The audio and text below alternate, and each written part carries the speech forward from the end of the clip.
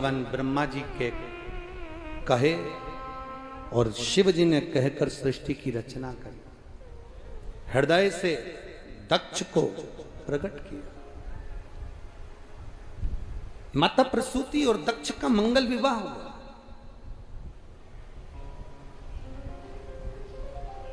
कई कन्याओं का जन्म हुआ। उसके बाद भी दक्ष प्रजापति ने मां जगत जननी से, जगदम्बा से, दुर्गा भवानी से एक बेटी और मांगी। मां मुझे एक बेटी और दे दीजिए, एक बेटी और मुझे दे दो मां, बस इतनी कृपा करो, मेरे एक बेटी का जन्म और हो जाए। देवी मैया प्रकट होकर बोली कि तेरे घर में इतनी सारी बेटियों का जन्म हो गया, इतनी सारी बेटियां तेरे घर में जन्म ले ली और तू एक बेटी और मंग रहा। 60 कन्याओं का जन्म पहले हो चुका, उसके बाद एक कन्या और मंग रहा। अरे दक्ष कहते हैं कि मुझे बेटा नहीं चाहिए, मुझे बेटी दो। बेटा एक कुल को तारता है और बेटी 2 कुल को तारती।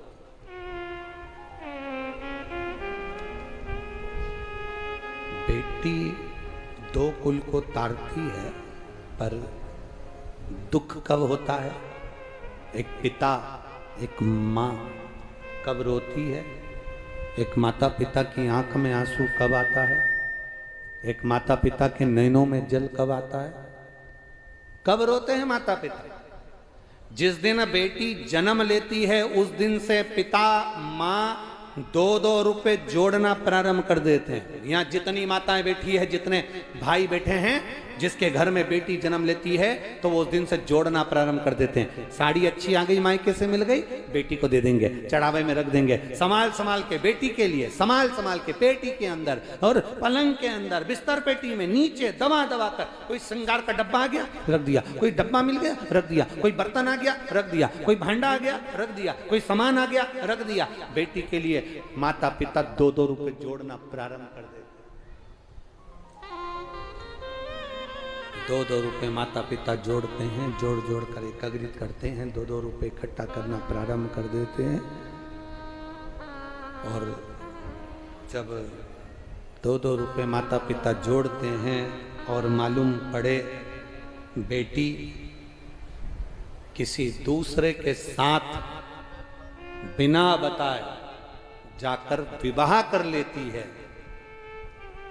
तो बेटी कभी खुश मत होना इस बात के लिए कि मैंने जिसको चाहा मैंने उससे शादी कर ली, मैंने विवाह कर लिया, मैंने शादी कर ली।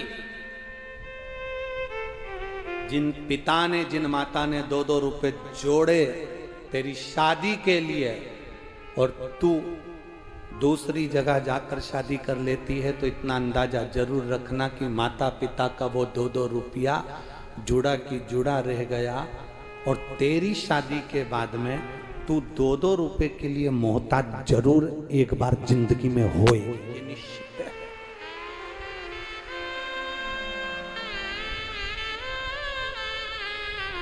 शिव महापुराण की कथा कहती है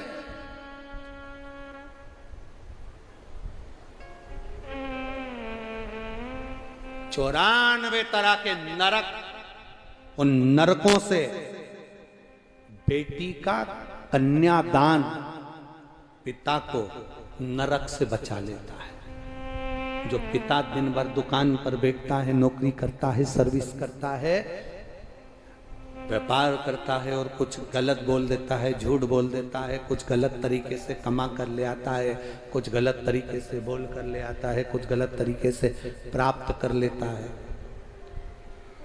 जब वो अपनी बेटी का हाथ पीला करता है, जब बेटी का कन्यादान करता है, कन्यादान का जब संकल्प करता है पिता, अपनी पत्नी के साथ बैठकर बेटी का हाथ पीला करता है, कन्यादान करता है।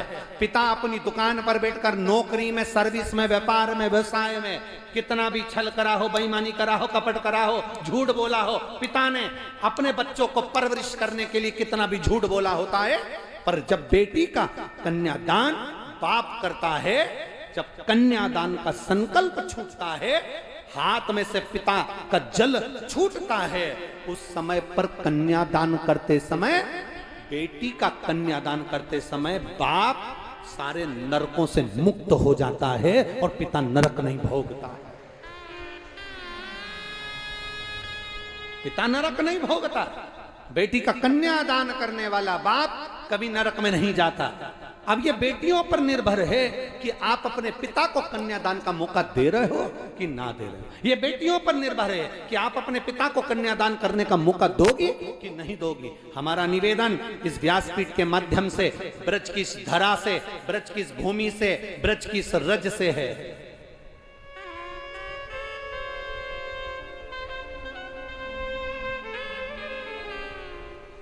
आप अच्छे कॉलेज में पढ़ो, अच्छे स्कूल में पढ़ो, माता पिता जैसे कपड़े तुम पहनना चाहते हो वैसे कपड़े तुम्हारे माता पिता तुम्हें दिलवाते हैं। पिता की औकात नहीं, फिर भी वो हिम्मत कर कर तुम्हें पढ़ने के लिए दिल्ली, आगरा भेज देता है, मथुरा भेज देता है।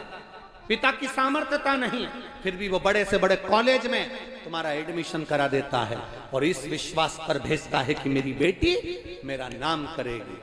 मेरा बेटियों से निवेदन है, तुम कितने भी अच्छे कॉलेज में पढ़ना, कितनी अच्छी एजुकेशन लेना, पर निवेदन है अपने पिता को कन्यादान का मौका जरूर देना, जरूर दो।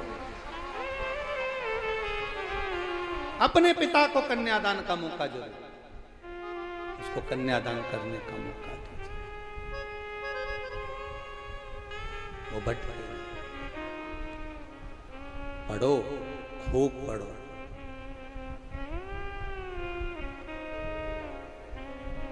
भगवान शंकर की बेटी अशोक सुंदरी, अशोक सुंदरी इतनी सुंदर थी, इतनी सुंदर थी कि उसको पाने के लिए बहुत बहुत एक हुंड नाम का दैत्य, कोई असुर, कोई राक्षस, कोई देव अशोक सुंदरी को पाना चाहता था। पर भगवान देवाधिदेव महादेव की पुत्री अशोक सुंदरी इतनी सुंदर, इतनी सुंदर, मां जगतजननी जगदम्बा ने जिसको प्रकट करा हो, माता पार्वती जी ने जिसको प्रकट करा हो, वो साधारण कैसे हो सकती है। तब राजा नहुष की कथा वर्णन करती है। राजा नहुष का संबंध आया भोलेनाथ जी के यहाँ कि साहब आपकी बेटी अशोक सुंदरी का विवाह चाहिए, उसका मंगल हस्त कमल चाहिए।